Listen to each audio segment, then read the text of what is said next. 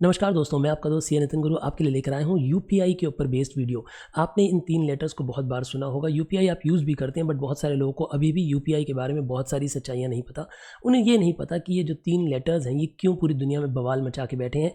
कैसे भारत ने एक क्रांतिकारी स्टेप फाइनेंशियल वर्ल्ड को दिया, कैसे यूपीआई पूरी दुनिया के फाइनेंशियल स्ट्रक्चर को चेंज करने की हिम्मत रखता है और क्या ये कर पाएगा कि नहीं, आइए इसके बारे में जानने की बातचीत करते हैं। मैं आपका दोस्त नितिन गुरु आपके लिए लेकर आता हूँ फाइनेंशियल कंटेंट, बहुत सारी फाइनेंशियल अवेयरनेस, पर्सनल फाइनेंस से रिलेटेड और फाइनेंशियल न्यूज़। आप इस चैनल को ज़रूर सब्सक्राइब करिए, वीडियो को लाइक करिएगा, अपने दोस्तों के साथ शेयर ज़रूर करिएगा और साथ ही साथ आप बेल आइकन को ज़रूर प्रेस करिएगा ताकि हमारी नेक्स्ट वीडियो की नोटिफिकेशन आपसे भूल ना जाए। आपकी बहुत सारी मोटिवेशन की हमें बहुत सारी ज़रूरत है ताकि हम इस चैनल को बहुत अच्छे से ग्रो कर पाएँ। यूपीआई का मतलब है यूनिफाइड पेमेंट इंटरफेस।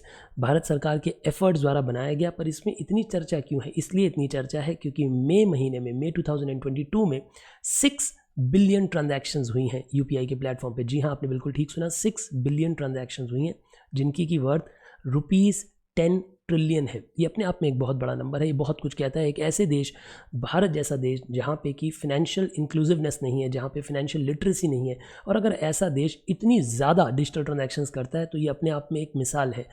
ऐसा क्यों हुआ? ऐसा क्या हुआ कि यूपीआई इतना आसान और इतना एक्सेसिबल बना? देखिए, इसके लिए हमें जाना पड़ेगा यूपीआई की डेवलपमेंट पे। यूपीआई की डेवलपमेंट करी है एनपीसीआई ने। एनपीसीआई क्या है? National payment corporation of India.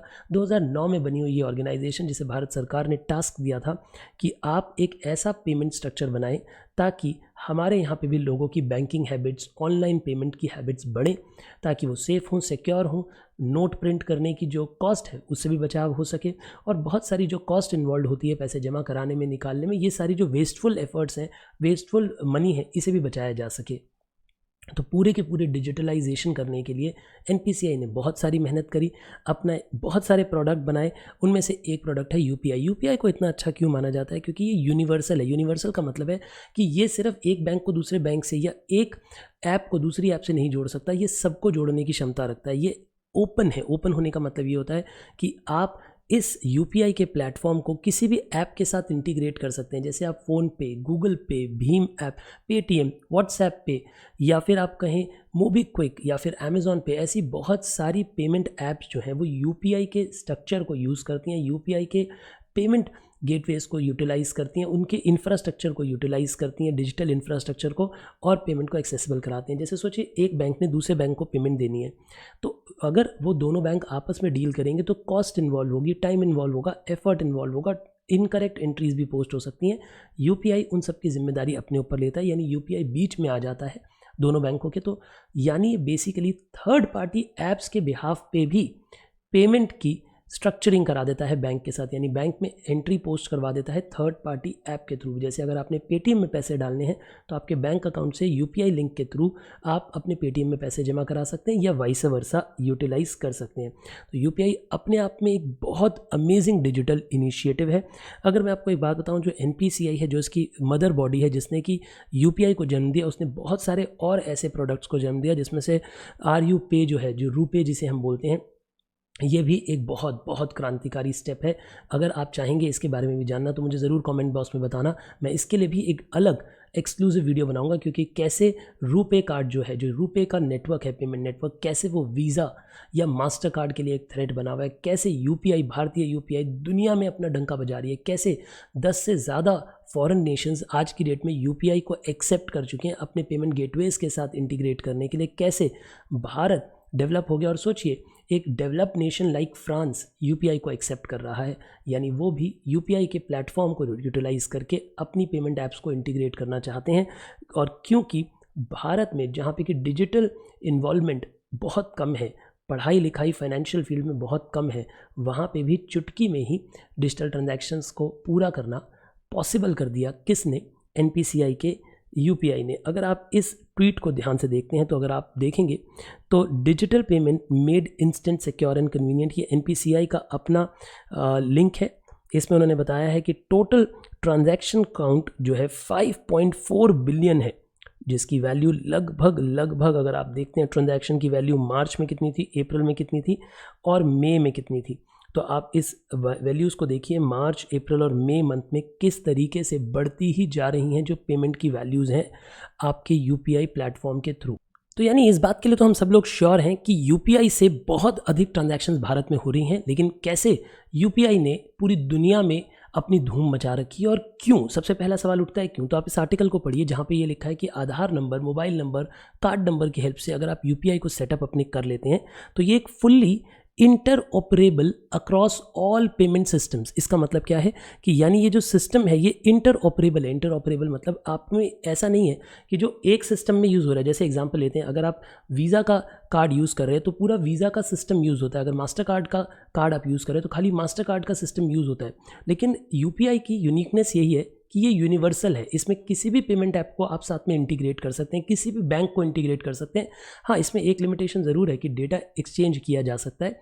यानी अपनी अगर एक दो बैंक्स हैं, अगर बैंक एक का कुछ डेटा बैंक बी के पास आ जाता है तो कुछ हद तक उनके कस्टमर्स को वो भी अपनी सर्विसेज ऑफर करने की कोशिश कर सकता है। तो there are certain restrictive points जिन पे कि ध्यान रखना पड़ेगा। बट अदरवाइज ये जो इंटर ऑपरेबिलिटी है और ओपन स्ट्रक्चर है कि किसी भी ऐप के साथ इसे इंटीग्रेट किया जा सकता है, this has actually led to the success of UPI. क्योंकि अभी तक जो पेमेंट का स्ट्रक्चर था ना पूरी दुनिया में, वो बहुत ज़्यादा क्लोज्ड था। जैसे अगर हम बात करते हैं स्विफ्ट सिस्टम के, जो यूरोपियन कंट्रीज़ यूटिलाइज़ करती हैं, इनफैक्ट पूरी ग्लोब यूटिलाइज़ करती है, बहुत बहुत ज़्यादा वॉल्यूमिनस ट्रांजैक्शन स्विफ्ट सिस्टम पे होती है। बट आने वाले समय पे आप देखेंगे कि उसके भी अगेंस्ट कुछ ना कुछ और सिस्टम, और हो सकता है यूपीआई जैसे रोबस्ट सिस्टम उन्हें ब्रेक करेंगे और उनके अगेंस्ट काम करना स्टार्ट करेंगे। अगेंस्ट काम करने का मतलब है उनके साथ पैरेलली काम करेंगे। यानी कुछ ट्रांजैक्शंस यूपीआई सिस्टम के थ्रू या फिर हमारे रुपे कार्ड के थ्रू भी होने लगेगी। तो ये अपने आप में डिजिटलाइजेशन का एक बहुत बहुत बहुत बड़ा स्टेप है। ये अपने आप में भारत की इकोनॉमी को आगे ले जाने के लिए बहुत बड़ा स्टेप है। अगर हम बात करते हैं तो आप इस न्यूज़ लेटर को देखिए कि गूगल ने लेटर लिखा है यूएस की फेडरल गवर्नमेंट को, फेडरल रिजर्व जो कि उनकी पूरी ट्रेजरी और मॉनेटरी डिपार्टमेंट्स को हेड करते हैं। यानी गूगल ने लेटर लिखा है उन्हें कि हमें भी यूपीआई जैसा पेमेंट मैकेनिज्म बनाने दो, क्योंकि अभी यूएस में एक्चुअली में आपस में जो बैंक के बीच में ट्रांजैक्शन होती है उनमें भी चार्जेस लगते हैं, और वो बैंक्स या पूरा यूएस या बहुत सारे ऐसे देश उन चार्जेस को भी फोरगो नहीं करना चाहते, यानी वो पैसा कमाना चाहते हैं। बट भारत में आपने देखा है आप बहुत इजीली ट्रांसफ़र्स करते हैं। यहाँ पे तो रोड साइड वेंडर को आप 10-10, 20-20 रुपए के पेटीएम करते हैं और उसके लिए आपको कोई चार्जेस नहीं पे करने। ये सब कुछ सक्सेसफुल इसीलिए हो पाया क्योंकि हमारे यहाँ यूपीआई जो है वो इंटरऑपरेबल है, ओपन है, फ्री ऑफ कॉस्ट अवेलेबल है। तो इसके कारण जो पेमेंट गेटवेज के चार्जेस हैं या जो ओपन अक्रॉस नेटवर्क के चार्जेस हैं वो ना के बराबर हैं और बहुत सारी जगह पे है ही नहीं। तो ये अपने आप में एक विनिंग पॉइंट है। अगर आप इसे अच्छे से समझना चाहते होंगे कि क्रेडिट कार्ड और डेबिट कार्ड में किस तरीके से चार्जेस होते हैं अक्रॉस द ग्लोब, तो मुझे ज़रूर बताइएगा। मैं कमेंट बॉक्स में मुझे ज़रूर बताना, मैं इसके ऊपर भी एक वीडियो बहुत अमेजिंग आपके लिए बना सकता हूँ अगर आप चाहेंगे तो आप ये सोचो कि हमारी यूपीआई की धूम यूएस तक में है, जहाँ पे कि गूगल जैसी बड़ी कंपनी अपनी ही सरकार को बोल रही है कि हमें भी ऐसा सिस्टम बनाने दो। Google cites UPI learnings to US Federal Reserve for proposed RTGS system. वो कहता है जैसा उनका real time gross settlement system है ऐसा सिस्टम हमें भी डेवलप करना चाहिए। यानी आप ये सोचिए कि मोस्ट पावरफुल कंट्रीज़ में भी आज की डेट में हमारे पेमेंट गेटवेज, हमारे पेमेंट सिस्टम्स, हमारे जो डिजिटल इंफ्रास्ट्रक्चर है इसके बारे में बातचीत की जा रही है। और एक लास्ट बात, रुपे कार्ड को फ्रांस भी जल्द ही यूटिलाइज़ करेगा, यूपीआई नेटवर्क को यूटिलाइज़ करेगा। ये हमारे लिए बहुत ही प्राउड मोमेंट है कि हमारी बनाई हुई टेक्नोलॉजी डेवलप नेशंस भी इस्तेमाल कर रहे हैं। मुझे ज़रूर बताइएगा कि ये सब सुनकर आपको कैसा लगता है। अपने बहुत अच्छे जो आप कमेंट्स लिखते हैं मुझे उससे बहुत मोटिवेशन मिलती है। मैं आप सबके कमेंट्स पढ़ता हूँ, जो टॉप कमेंट्स होंगे मैं उन्हें हार्ट भी खुद ही देता हूँ। तो मिलेंगे नेक्स्ट वीडियो में, बने रहिएगा। चैनल को सब्सक्राइब करके रखिए, वीडियो को लाइक करके रखिए, अपने दोस्तों के साथ इन वीडियोज़ को शेयर करिए ताकि इस चैनल की ग्रोथ में आप भी स्टेक होल्डर बने। ऑल द वेरी बेस्ट, मिलते हैं नेक्स्ट टाइम।